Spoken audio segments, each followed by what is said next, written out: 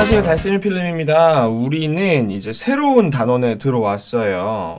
우리나라와 가까운 나라들 해서 근처의 나라들에 대해서 배워볼 거고요. 우리는 이제 16차 시 16번째 시간입니다. 교과서는 59쪽부터 63쪽까지고요. 내용은 그렇게 어렵지 않을 것 같습니다. 컴퓨터 화면을 통해서 같이 좀 수업을 진행해 볼 거예요. 이웃 나라의 자연 환경과 인문 환경에 대해 알아봅시다.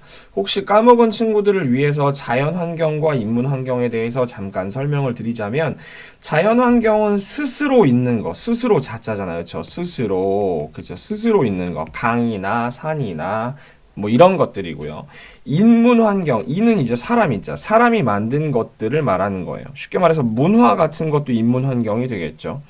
뭐 예를 들어서 뭐 집이라던가 그런 것들 다 뭐 인문 환경이라고 얘기를, 어쨌든 사람 손을 탔으면 다 인문 환경이라고 얘기를 할 수가 있지요. 세계 지도를 보면 우리나라와 이웃한 나라의 위치를 알 수가 있어요. 지도에서 우리나라와 이웃한 위치를 찾아봅시다 라고 했는데, 근처에 어떤 나라가 있어요? 뭐 러시아 있고요. 그리고 중국이 있고 일본이 있죠.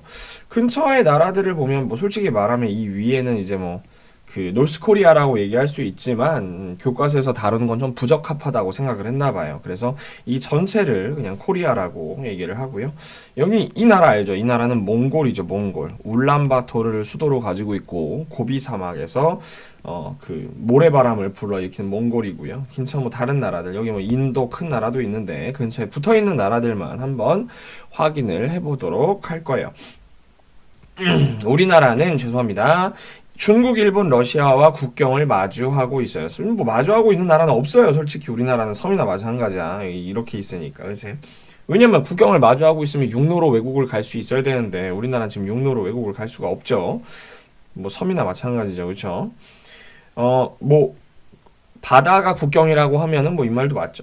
각종 지도나 지구본 사진, 영상 자료 등 다양한 자료를 활용해서 우리나라의 자연 환경과 우리나라가 아니고 이웃 나라의 자연 환경과 인문 환경을 알아보자 이렇게 하고 있는데, 일단은 화면으로 오셔서 자 컴퓨터 화면으로 가보실 거예요. 이게 편집점 잡기가 너무 어려워서 내가 이거 딱을 한번 할게. 하나, 둘, 셋. 왜냐면 이게 편집점 잡기가 어렵더라고. 그래서 지금 컴퓨터 화면으로 넘어왔고, 구글 어스로 한번, 우리나라 주변의 환경을 한번 볼 거예요. 구글 얼스 있죠? 구글 얼스. 별이 가득 보이는 것 같은 느낌적인 느낌이 있죠. 지구에는 여명이 뜨는 것 같은 그런 느낌이 있고, 뭐, 이거 로딩되는 동안 쓸데없는 얘기를 하자면, 선생님 딸이 지금 밖에서, 아기상어를 보고 있어요. 쓸데없는 얘기죠. 여기 어디야? 리오누에보. 어딘지 모르겠네. 추운 데 같은데, 그죠? 모르겠으니까 패스하고. 여기, 칠레구나. 저번에 수업했던데. 자, 우리는 칠레랑은 상관이 없기 때문에, 이제 우리는, 자, 한번 가보죠. 근처에 있는 나라들. 여기 보면 엄격하게 이제 국경이 있잖아요. 여기 노스코리아가 있는데. 암튼, 여기 아마 이렇게 가려져 있는 거는 공항이라 가려져 있는, 공항은 여긴데? 바다가 좀 비교적 낮은 바다인가? 자, 여기가 일본이죠. 일본이고요. 일본이 보이고, 일본이 위로 되게 많이 올라가 있는데, 원래 여기가 사할린이거든요. 사할린 섬이라고 써 있잖아. 근데 이게 원래 일본 땅이었는데 러시아로 뺏긴 건지 잘 모르겠고요. 여기 위에 이 정도 섬은 다 일본 거 같지 않아요? 선생님도 사실 정확한 영토의 규정은 모르지만, 일본이 크게 4개의 이제 섬으로 되어 있죠. 여기 하나, 여기 혼슈, 본토, 그리고 여기 4개고, 여기 아래 보면은 이제 요 아래까지 다 일본 땅이에요. 오키나와라고 완전 아래에도 있는데, 여기 오키나와네. 여기는 완전 따뜻한 곳이고, 그다음에 여기 중국이죠. 중국인데, 중국 영토가 큰 편이죠.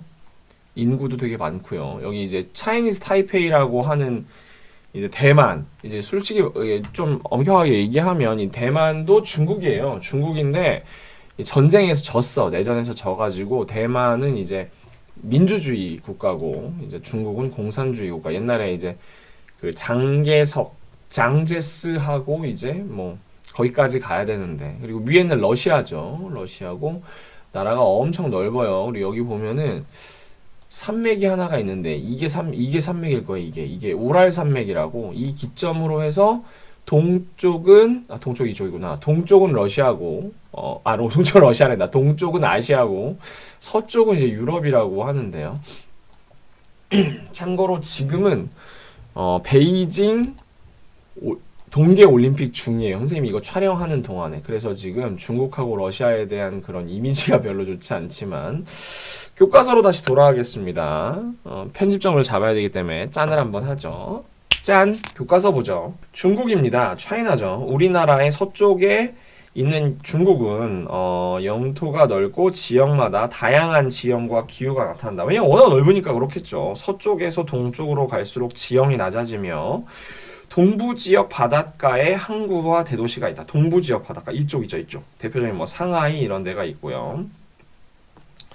야, 여기를 아예 타이완 섬이라고 해놓은 거야? 이거 너무 가슴이 아픈데? 여기 다른 나라야, 다른 나라. 너무 심한데? 중국은 세계에서 인구가 가장 많고 여러 가지 산업이 발달을 하였다. 뭐 여러분들이 알고 있는 뭐 수도는 베이징이죠. 뭐 한자로 하면 북경이라고 얘기를 하고요. 이거는 네이버 창을 보면서 본격적으로 한번 얘기를 해보고 세계의 지붕이라고 불리는 시장고원, 동부지역 바닷가의 주요 항구인 상하이. 상하이 되게 멋있죠. 네이버 창을 한번 보도록 하겠습니다. 나와라 짱! 나왔어요. 중국. 자, 보면은 이제 뭐라고 나오냐면 언어는 당연히 중국어고 우리나라하고는 1시간 정도 차이가 나나 봐요. 지금 한국 시간은 9시 18분이거든요. 이건 이제 화폐 단위고 위환화라고 얘기를 하죠. 언어는 중국어인데 종류가 되게 다양해요. 그리고 이거 중국 국가도 있네. 이거 재생되니?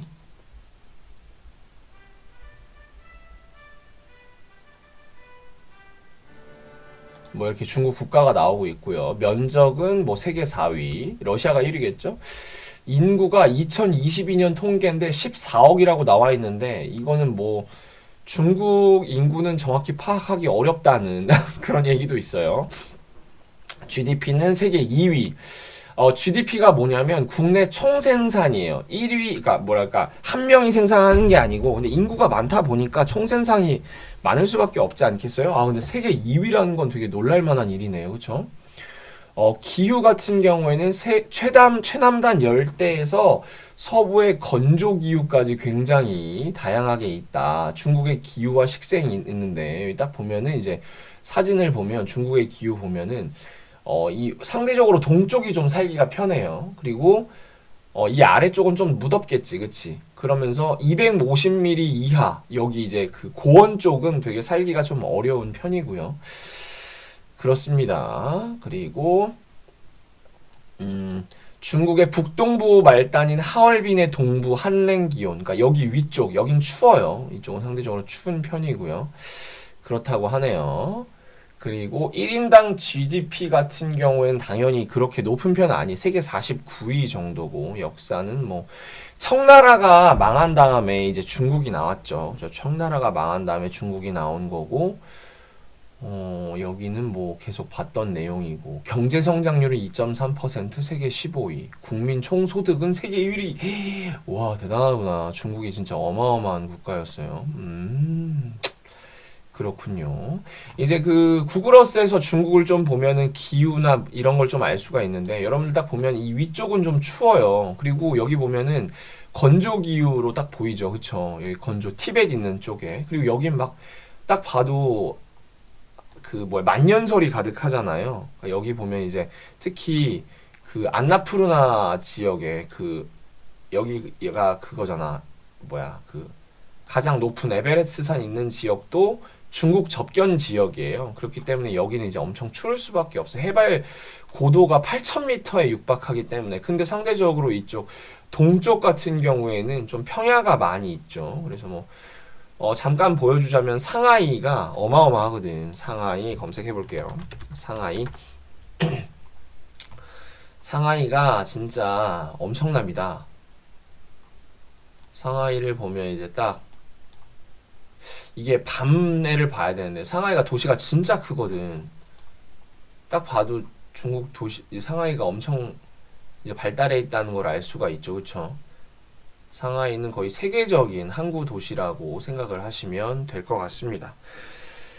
티베트 고원은 이제 아까 말했던 여기 티베트 고원이죠. 여기 에베레스트산 저번에 한번 보여드렸는데 여러분 한번 다시 보여드릴게요. 에베레스트산이 어디야? 여기 있다, 에베레스트산. 에베레스트산 정상에 한번 가보면 에베레스트산은 여기네요. 아, 그렇군요. 그렇군요. 산악인들이 모여드는 세계에서 가장 높은 봉우리라고 얘기가 나오네요. 신기합니다. 이렇게 보면 조금 더, 그쵸? 신기해 보이죠? 여기가 에베레스트산 정상인가 봐요. 신기합니다. 이렇게 보면 조금 더 입체적으로 볼 수 있죠. 티벳 고원을. 그렇죠? 무섭게 생겼죠? 상하이 아까 이렇게 보면 좀 예쁜데도 볼 수 있을 것 같은데 상하이 한번 볼까요? 상하이 검색. 왜 상하이를 안 가? 상하이. 상하이를 조금 더 낮게 접근해서 얘기를 한번 이렇게 보면 좀 잘 보이나? 근데 그래도 여긴 뭐 이렇게 답답한데? 답답하네요. 뭐 이렇게 예쁘게 안 해줬어. 여기는 이렇게 납작해. 아이 참 답답하네. 좀 이렇게 입체적으로 해놓은 데가 없어요. 여기 상하이는. 이별하도록 하겠습니다. 교과서로 넘어올게요. 짜잔. 죄송합니다. 넘어가서 이제 일본입니다. 일본. 일본은 4개의 큰 섬과 3,000개가 넘는 작은 섬들로 이루어져 있어요. 4개의 섬은 이거죠. 홋카이도, 그리고 혼슈, 본토라는 뜻이에요. 시코쿠, 규슈 이렇게 되어 있는데 여기 아래 선생님이 아까 얘기했던 오키나와 여기는 엄청 따뜻하거든요. 따뜻하다 보니 덥지. 국토의 대부분은 산지. 왜냐면은 여러분들이 선생님이 전에 한번 얘기했는데 여기가 이제 환태평양 조산대라고 해가지고 여기가 이제 그 뭐랄까 판과 판의 경계야. 그러니까 지진이 엄청 많겠지. 지진이 그죠? 화산이 많고 지진 활동이 활발합니다. 섬나라이기 때문에 습하고 비와 눈이 많이 내립니다. 그래서 친구가 일본에 있는데 여름엔 절대 놀러 오지 말라 그랬어. 엄청 습하다고. 그리고 다담이라고 하잖아. 그래서 이런 거를 깔아놓고 있지, 그치? 원료 수입과 제품 수출에 유리한 태평양 연안을 따라 중공업 지역이 발달했다. 이쪽 주변으로 왜냐면 발달을 할 수밖에 없는 게 이제 그 수출을 해야 되잖아요, 그죠? 그래서 온천이 발달한 아소산. 그 최근이라고 말하기도 한참 지났지만 후쿠시마 현에 이제 엄청난 지진이 났죠. 지진 해일이 발생을 했죠, 그렇죠? 그리고 도쿄를 중심으로 한 개인 공업 지역이 발달을 하였다. 이렇게 나오는데. 자, 네이버를 한번 보도록 합시다. 화면을 볼게요. 짠. 자, 선생님이 일본을 검색을 해놨어요. 일본은 우리나라랑 시간을 같이 써요. 좀 부끄럽지만 우리나라가 도쿄시를 씁니다. 그래서 일본의 수도는 이제 도쿄고요. 국가는 이제 기미가요라는 국가가 있는데 네이버에선 재생이 안 되네요. 일본의 화폐는 N을 쓰죠. N. YEN인가? 그래서 100N에 한 1,000원 정도 하고요. 일본어를 쓰고 면적은 세계 62위, 인구는 세계 11위. 인구가 많은 편이에요. 1억이 훨씬 넘죠. 일본의 기후를 한번 보면 뭐 홋카이도, 혼슈, 뭐 내륙고 그 밖의 지역은 온대 다우. 그러니까 따뜻하면서 비가 많이 온다. 우리나라랑 좀 비슷하긴 한데 우리나라보다는 조금 더 덥고 비가 좀 많이 오는 편이죠. 그리고 장마와 태풍이 어마어마하다. 장마와 태풍과 우리나라 비켜가는 건 거의 다 일본한테 온다고 생각하시면 되고요. 장마가 연 강수량의 최대 40%까지, 태풍은 35%까지 남쪽으로 갈수록 어마어마하게 많이 온다. 이런 얘기를 할 수가 있고, 일본 같은 경우에는 이제 그 구글어스를 잠깐 보면 자, 너는 이제 조금 중국은 이제 안 볼 거고 위아래로 굉장히 긴 편이기 때문에 이제 위쪽 있잖아요. 여기가 이제 삿포로 같은 지역이 위인데 삿포로시 있잖아요. 여기는 우리나라에서도 지금은 안 가지만 예전에 스키 타러 많이 갔어요. 그러니까 눈이 엄청 온단 말이죠. 그리고 아래쪽엔 더워요. 그래서 선생님이 말했던 여기 그 오키나와 같은 경우에는 이제 그 휴양 시설로 되게 유용해요. 따뜻하고 막 그 약간 동남아시아 같은 느낌적인 느낌이 있죠. 일본 같은 경우엔 종교는 되게 다양합니다. 불교, 기독교라고 써 있는데 토착 신앙이 굉장히 발달되어 있는 편이에요, 일본은. 그리고 뭐 일본의 역사는 뭐 굳이 딱히 말하지 않도록 하겠습니다. 일본의 경제를 좀 보고 싶은데 일본의 경제 같은 경우에 뭐 경제 지표 나와 있네요.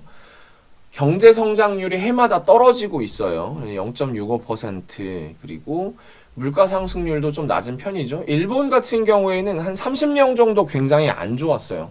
30년 정도 굉장히 안 좋아서 2016년엔 마이너스.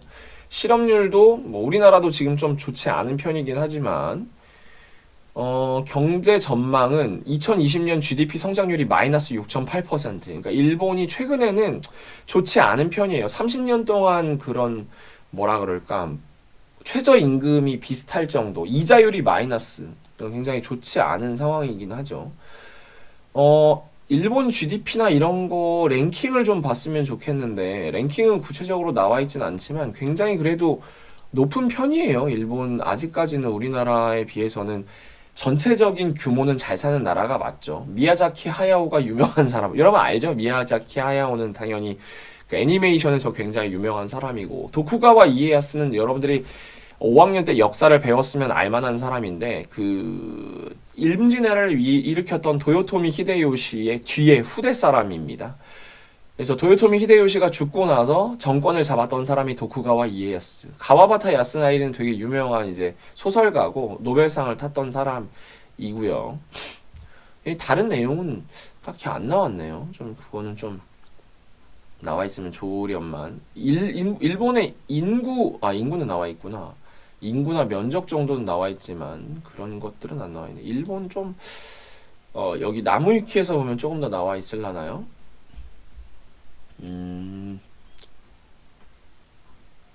이렇게 보면 되게 어렵잖아. 이게 너무 어려워요. 지리 크기를 비교했을 경우에 굉장히 큰 편이죠. 일본 영토가. 한국인들은 잘 실감하지 못하는 사실이지만 일본의 영토면 대국 수준이다. 되게 크다. 남한의 3.7배, 한반도의 1.7배고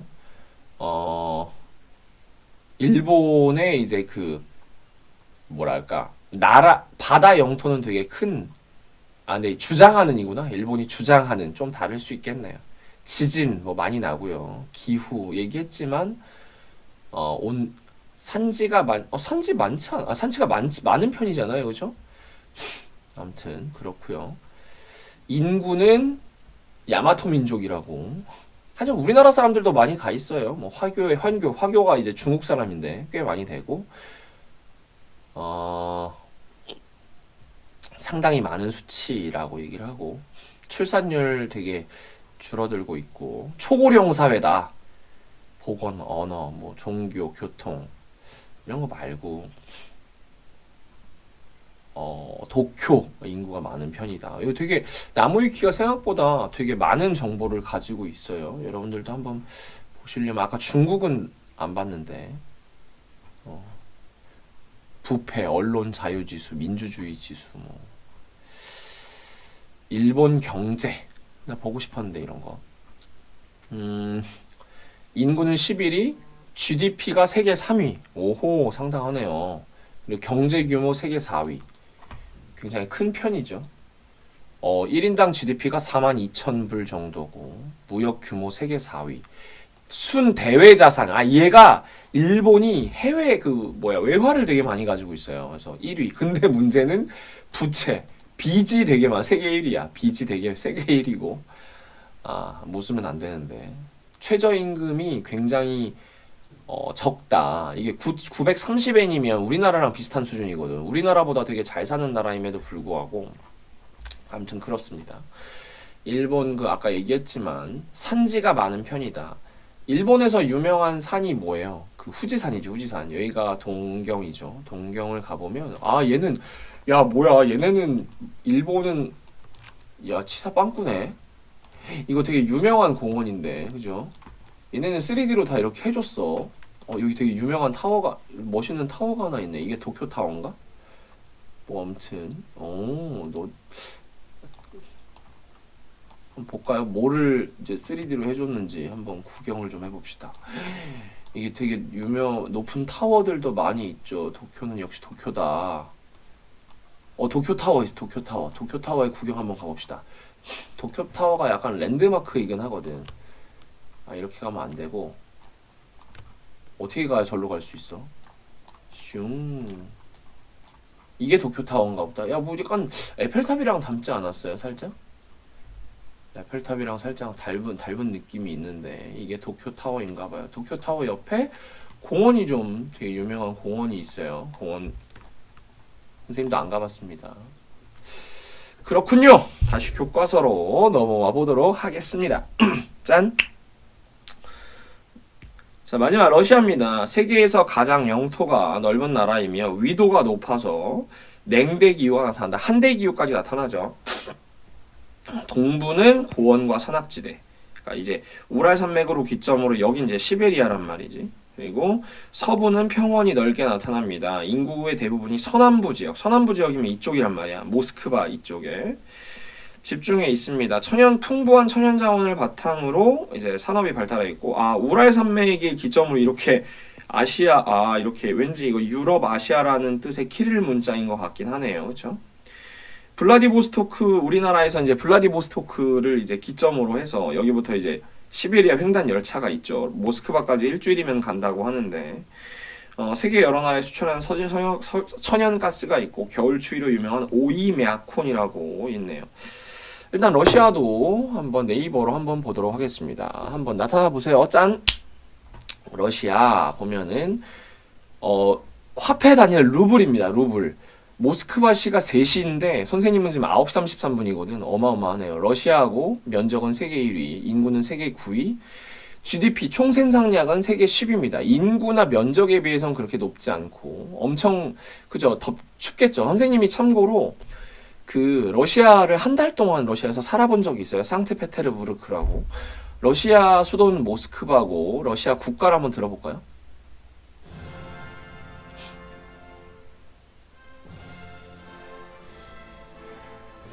유럽 느낌이 물씬 나네요. 그렇죠? 러시아 정교, 이슬람교, 유대교, 카톨릭교. 뭐 이제 러시아는 넓으니까 다양하게 나타나겠죠. 그래서 기후를 보면 러시아 기후는 매우 한랭하고 긴 겨울과 짧고 서늘한 여름을 가린 전형적인 대륙성 기후다. 선생님이 그 8월에 여행을 갔는데 기온이 막 17도, 18도였어. 엄청 시원했겠죠. 9월, 10월이면 강이 언다고 했습니다. 굉장합니다. 러시아를 잠깐 보면 우리 선생님이 갔던 상트페테르부르크를 살짝 구경을 해드릴게요. 나오네요. 상트페테르부르크. 상트페테르부르크는 이제 북유럽과 마주하는 곳이었어요. 수도. 이제 상트페테르부르크. 선생님이 한 달 동안 여행을 했던 곳이었어요. 여기 그죠? 선생님이 갔던 뭐 파블로브스크 요새 그리고 여기 되게 유명했던 이제 겨울궁전이라고 에르미타지 박물관 이런 데 있는데 얘 3D로 재현 안 해놓은 것 같은데요? 그죠? 밋밋하게 3D로 재현을 해놨어? 안 해놨어? 안 해놓은 것 같습니다. 이거 굉장히 유명한 그건데 참 이거 그래요. 잘 사는 나라들만 잘 해놨나. 아무튼 그런 곳인데 여기 강이 나 지금 뭐가 재현이 잘 안 되는데 9월 10월이면 언다 그랬어. 여기가 네바강인가 그래. 여기 써있네. 네바강인가 그랬는데 그렇죠? 러시아는 이제 딱 봐도 북유럽에 위치해 있고요. 이 벨라루스. 뭐 여기 모스크바가 수도 아닐까요? 그렇죠? 모스크바 여기가 모스크바 같은데 여기 모스크바 아니니? 모스크바일 것 같은데 모스크바 맞네요. 그렇죠? 모스크바고 여기만 좀 사람들이 살만하지 이쪽으로 가면 어마어마합니다. 이쪽으로 가면 아우 나 이거 왜 이렇게 너 자꾸 이렇게 잘 안 돌아가니? 나 좀 예쁘게 좀 봤으면 좋겠는데. 죄송합니다. 우리 세계에서 가장 추운 지역이라고 했던 오이미야콘이야? 오이미야콘? 오이미야콘 이런 데 한번 가볼게요. 아 진짜 이쪽이구나. 춥게 생겼다 야. 딱 봐도. 아 여기가 세상 어우 야 딱 봐도 야 추워 보이지 그치? 엄청 추워 보이네요. 러시아의 기후 그리고 러시아는 뭐 역사 이런 건 볼 필요는 없고 러시아의 경제를 좀 보고 싶은데 패스하도록 하겠습니다. 경제 나와 있네. 국내 총생산은 세계 10위, 국민 총소득은 세계 7위고 경제 성장률이 마이너스 3%야. 그리고 GDP 1인당 생산량도 51위로 그렇게 좋은 편은 아닙니다. 인물 차이코프스키, 톨스토이, 파블로프. 너 여러분 파블로프의 개라는 얘기 들어봤죠? 레닌 유명한 사람들이죠. 최근 이제 우크라이나랑 전쟁이 날 것 같은 상황이긴 한데요. 아무튼 그렇습니다. 교과서로 다시 돌아오도록 하겠습니다. 짠. 인구 분포 알아보기라고 했는데 러시아 이웃나라의 인구 분포도를 살펴보고 인구가 밀집한 지역의 특성. 뭐 사람도 엄청 많겠지. 뭐 러시아의 수도 모스크바, 중국의 수도 베이징. 이건 자금성이라고 해요. 이 사람이 모택동이라고 마오쩌둥이라고 중국 공산당의 아버지 약간 이런 느낌인데 중국 수도 일본의 수도 도쿄 우리 이거 아까 봤잖아요. 저 도쿄 타워 봤죠. 인구 밀도 딱 봐도 이쪽에 몰려 있죠. 동쪽에. 이제 여기가 이제 그 아까 나왔던 상하이 지역이고요. 이쪽이 이제 뭐야? 베이징이고 일본 도쿄 지역이고 이제 러시아 모스크바인데 러시아는 상대적으로 인구가 그렇게 많은 편은 아니라서 이웃나라의 지형도를 살펴보면 인구가 많은 지역의 특징 뭐 제대로 대체로 평야 지역이죠. 평야 지역이고 해안가이거나 일본이나 상하이 베이징은 해안가잖아요. 아니면 큰 강이 있죠. 그 러시아 같은 경우에는 큰 강을 끼고 있어요. 우리나라도 한강이 있잖아요. 이웃나라의 기후를 살펴보면 인구가 많은 지역의 특징. 기후는 어때? 대체로 온대 지역이죠. 온대 기후를 가지고 있습니다. 근데 러시아는 전체적으로 너무 춥기 때문에 일반적으로 이제 냉대나 한대. 자, 러시아는 어때요? 러시아는 냉대. 왜냐면 한대 기후가 너무 추우니까. 인구가 밀집한 지역의 자연환경과 사람들의 생활 모습을 좀 얘기를 해봅시다. 뭐라 그래? 사람들이 인구가 많기 때문에 대도시나 산업이 발달을 했죠. 대도시나 산업이 발달을 했고 이제 이웃나라와 교류가 활발하죠. 나 오늘 왜 이렇게 말을 더듬니? 뒤에 밖에서 딸이 빨리 나오라고 난리기 때문에 길게 수업을 이어갈 수 없을 것 같아요. 필요한 건 거의 다 한 것 같아요. 오늘 여기까지 하면 될 것 같고 다음 시간에는 어떤 내용이냐면 우리나라와 이웃나라의 생활 모습을 비교를 한번 해보자 라고 얘기를 했습니다. 오늘 여기까지 하고 다음 시간에 이어서 계속 해보도록 하겠습니다. 인사하고만 쓸게요. 안녕.